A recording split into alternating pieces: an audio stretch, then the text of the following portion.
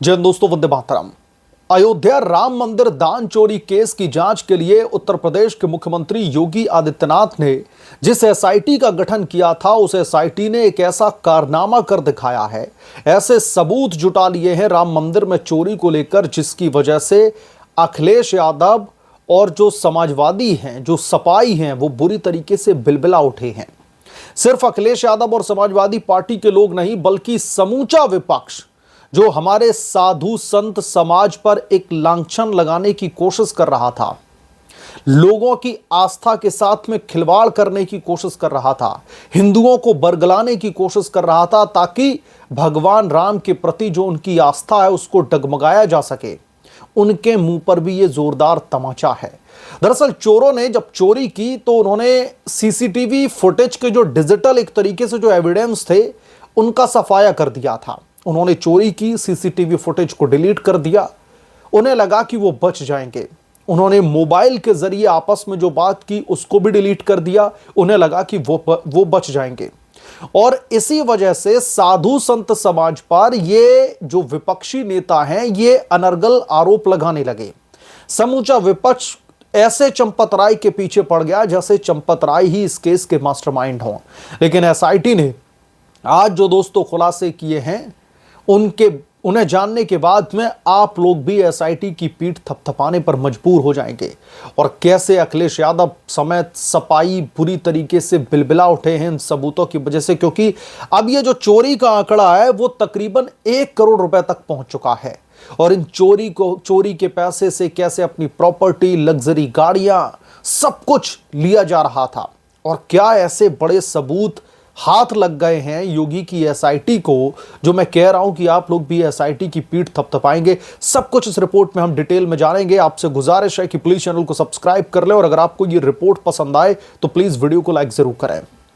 सबसे पहले तो जो विपक्षी दल साधु संत समाज को कटघरे में खड़ा करने में लगे हुए थे, चंपत राय को कटघरे में खड़ा करने में लगे हुए थे, तो पहले हम एक ऐसे बड़े खुलासे की बात कर लेते हैं जिससे आप लोगों को भी यह अंदाजा लग जाए कि अब सपाई बिलबिलाए हुए क्यों हैं।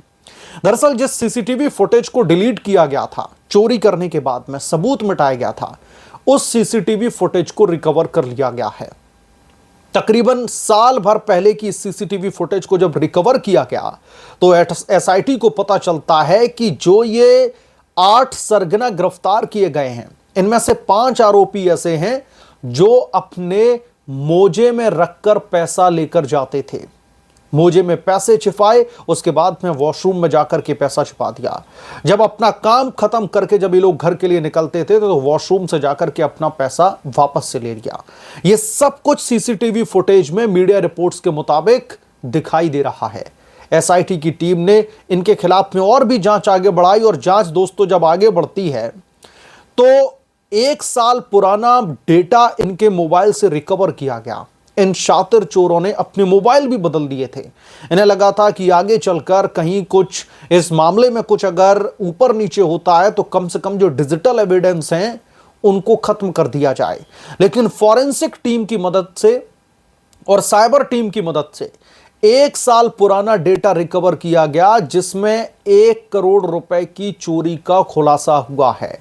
और इतना ही नहीं, ये चोर आपस में भी तू मैं करते दिखाई दे रहे थे। जब चोरी का पैसा आपस में बांटा जा रहा था तो कहा जा रहा था कि तूने पैसे ज्यादा रख लिए, वो सामने वाला बोल रहा है कि नहीं, तुमने पैसे ज्यादा रख लिए।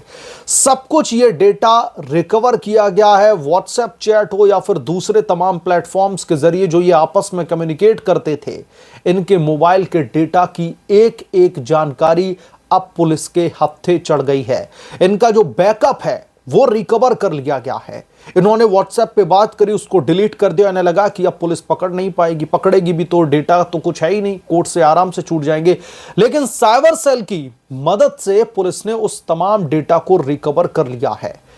जैसा कि मैंने कहा कि उस चैट में चोरी के दौरान जो पैसा राम मंदिर की दान पेटियों से या फिर राम मंदिर के चढ़ावे से जो लूटा जा रहा था, उस बाबत ये लोग आपस में लड़ते हुए दिखाई दिए पैसों को लेकर के। अब फॉरेंसिक जांच के दौरान न सिर्फ पुराने मोबाइल का बैकअप निकाला गया, बल्कि तकरीबन 1 साल पहले डिलीट किए गए डेटा को भी रिकवर कर लिया गया है और दूसरी डिजिटल जानकारी के तौर पर इसको रिकवर किया है। पुलिस ने मुख्य आरोपी अविनाश शुक्ला और अनुकल्प मिश्रा के नए मोबाइल फोन का भी डेटा हासिल कर लिया है। अब जांच टीम इन डिजिटल रिकॉर्ड को पूरे केस की टाइमलाइन से जोड़ करके देख रही है। इतना ही नहीं, इन कुछ छात्रों ने पुराने मोबाइल का डेटा नए मोबाइल में भी ट्रांसफर किया गया था, वो सब कुछ भी रिकवर कर लिया गया है। अब दोस्तों, इसमें एक बेहद ही चौंकाने वाला एक तथ्य सामने आ रहा है और इसमें शातिरपन आप लोग देखिए कि कैसे अविनाश शुक्ला, ये कितना दिमाग इन लोगों ने खर्च किया इस चोरी के दौरान, अभी मैं आपको बताता हूं। दरअसल जब चोरी का पैसा इनके पास में ज्यादा आने लगा तो आरोपी अविनाश शुक्ला, जिसे उत्तर प्रदेश की पुलिस फिलहाल मास्टरमाइंड के तौर पर देख रही है, क्योंकि जब रेड मारी गई तो सबसे ज्यादा रकम इसी के पास से बरामद होती है, 20 लाख रुपए, तकरीबन 1121 अमेरिकी डॉलर मिलते हैं। तो इस मास्टरमाइंड अविनाश शुक्ला ने एक नई कार खरीदी और जब कार खरीदी तो इसके दिमाग में यह भी था कि अगर वो ये कार अपने नाम पर लेता है तो आगे चलकर जब इस केस में धमाका होगा तो ये सारी चीजें उससे छीन ली जाएंगी, रिकवर कर ली जाएंगी और वो बुरी तरीके से फंस जाएगा। तो इसने चालाकी दिखाते हुए अविनाश शुक्ला ने ये कार अपने नाम पर नहीं बल्कि अपने भाई अभिषेक के नाम पर खरीदी थी। मामला सामने आने के बाद में कार को प्रतापगढ़ स्थित गांव भिजवा दिया गया था। पुलिस ने रिमांड के दौरान आरोपी की निशानदेही पर कार को दोबारा से बरामद कर लिया है। अब जांच यह भी की जा रही है कि चोरी की रकम से और कौन कौन सी संपत्तियां खरीदी गईं। कार, बाइक, ये सब कुछ सामने दिख रहा है, लेकिन क्या उसने इस पैसे से कोई प्रॉपर्टी भी खरीदी, और अगर कोई प्रॉपर्टी खरीदी तो इसने जानबूझ करके किसके नाम पर की गई, ये अविनाश शुक्ला के खिलाफ में अब जांच का दायरा बढ़ता चला जा रहा है। जांच का दायरा, जैसा कि मैंने कहा, कि बढ़ता जा रहा है। अब ये अयोध्या से निकल करके प्रतापगढ़ पहुंच चुका है और अब ये पता लगाया जा रहा है कि चोरी की रकम का इस्तेमाल किन किन माध्यमों के जरिए किया गया और क्या परिवार के अन्य लोगों को भी इसकी जानकारी थी। इनके अब पूरे के पूरे जो अकाउंट डिटेल हैं उनकी मैपिंग की जा रही है। जो व्हाट्सएप चैट में इन लोगों की आपस में बातचीत होती थी पैसों को लेकर के, उन व्हाट्सएप चैट के बेसिस पर इनकी ट्रांजैक्शंस को खंगाला जा रहा है। अगर ये सब कुछ मेल खाता है तो यकीनन तौर पर ये 1 करोड़ की चोरी का फिलहाल भांडाफोड़ हो चुका है। अब जैसा कि मैंने रिपोर्ट के इनिशियल फेज में कहा कि ये जांच का खुलासा अखिलेश यादव और तमाम समाजवादी पार्टी के नेता और समूचे विपक्ष के लिए योगी आदित्यनाथ की तरफ से दिया गया एक राजनीतिक तमाचा है। वो राजनीतिक तमाचा कैसे है जरा समझिए। अखिलेश यादव से लेकर के ममता बनर्जी, अरविंद केजरीवाल से लेकर के संजय सिंह, ये सब लोग इस मुद्दे को राजनीतिक तौर पर इस कदर भुनाने की कोशिश कर रहे हैं ताकि 2027 के विधानसभा के चुनाव की डगर को तय किया जा सके। चंपत राय, अनिल मिश्रा को बार बार ये लोग ड्रैग करके कटघरे में खड़ा कर देते हैं। चूंकि चंपत राय एक ऐसे ओहदे पर थे कि बहुत सारी जिम्मेदारियां उनके सर पर थीं, तो इन लोगों ने उनको ही कटघरे में खड़ा कर दिया। लेकिन जब रमाशंकर और टिन्नू यादव की बात आती है तो सपाइयों के बीच में सांप सूंघ जाता है। ये लोग कुछ बोलते नहीं दिखाई देते। और योगी बाबा ने यह भी कहा कि आप जरा सा सब्र कीजिए, हम एक एक करके इन चोरों की गुत्थी सुलझाएंगे और एक एक करके इनको सलाखों के पीछे डालेंगे। और जो लोग ये कह रहे थे कि अभी तक योगी बाबा का बुलडोजर नहीं चला, आप लोग सब्र कीजिए, सब बुलडोजर चलेगा और जरूरत पड़ेगी तो एनकाउंटर भी होगा। योगी बाबा ने साफ तौर पर यह संदेश पहले दिन ही भाषण के दौरान अपने, जब वो अयोध्या का दौरा करने के लिए पहुंचे थे, उन्होंने दे दिया था। अब जो अखिलेश यादव, राहुल गांधी, संजय सिंह, अरविंद केजरीवाल, ममता बनर्जी और जितने भी बचे कुचे विपक्ष के नेता हैं, जो ये एक मैसेज देने की कोशिश कर रहे थे समाज के अंदर कि आपकी जो आस्था भगवान राम के प्रति है, अयोध्या में बने भगवान राम के भव्य मंदिर के प्रति आपकी जो आस्था है, उसको योगी सरकार ने तोड़ने का काम किया है। ये एक नैरेटिव सेट करने की कोशिश की जा रही थी और इन सब की आड़ में साधु संत समाज के ऊपर, सनातनियों के ऊपर ये एक तरीके से टारगेट करने की कोशिश की जा रही थी। चुनाव से पहले कहीं ना कहीं हिंदुओं को बिखेरने की कोशिश की जा रही थी।